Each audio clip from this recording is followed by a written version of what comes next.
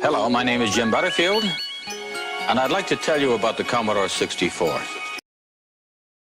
Hello everybody, it's me, Bingus, or in this case, Tegan.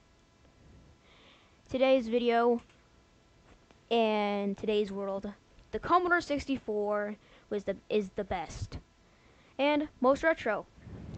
But I'm here to discuss Little Big Planet for the Commodore 64. Let's go!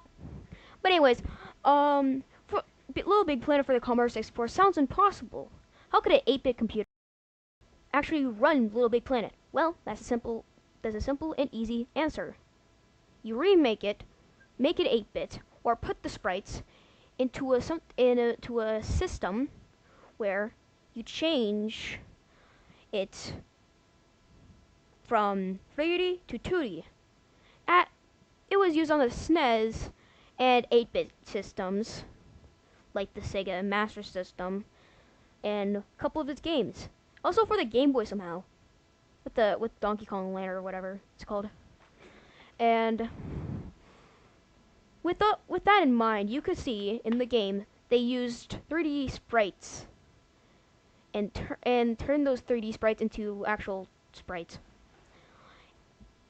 With that in mind, if you get Little Big Planet's Sackboy, the main person you control, if you put his model into one of these converters, say a random converter you found online, put it in there, it'll convert the 3D model to 2D, compressing the files a lot, saving space and time of not having to redo it.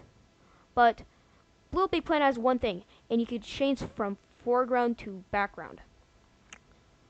In the sprites, I feel like you could just, move it back, like make the sprites like hidden more, and more shading.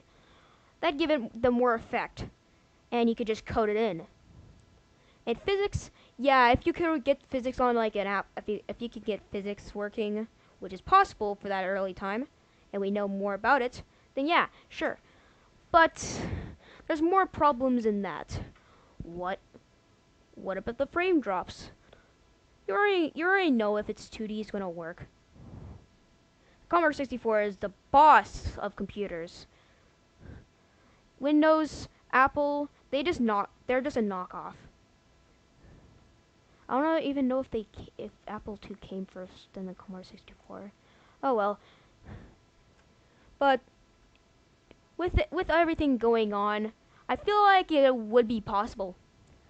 All you just need to do is convert 3D models to 2D. But if you just convert the animations from the 3D, then you would see frame drop performance. Since the Commodore 64 is so old, I feel like it would lose performance. But if you just like make it more choppier, then yeah, it would work, and you could actually add more stuff. But as in the first Little Big Planet, I feel like you could the menu.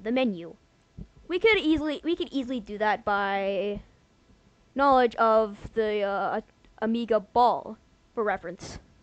Just turn that into what the Earth or Craft World from Little Big Planet.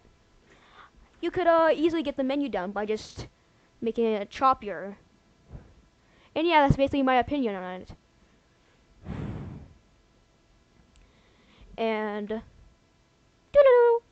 Anyways, that was his opinion, but I needed to record this audio. It is the Commodore 64 Sam, and I came to say that the Commodore will always keep up with you in nostalgia and in computing history. As always, stay retro.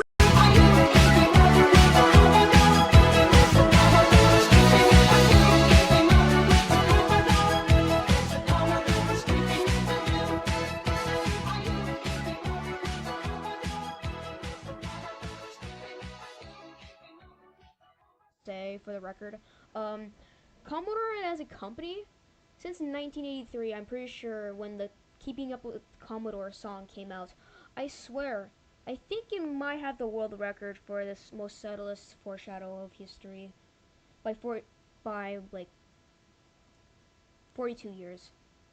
That's insane to think about, and nobody's mentioning it.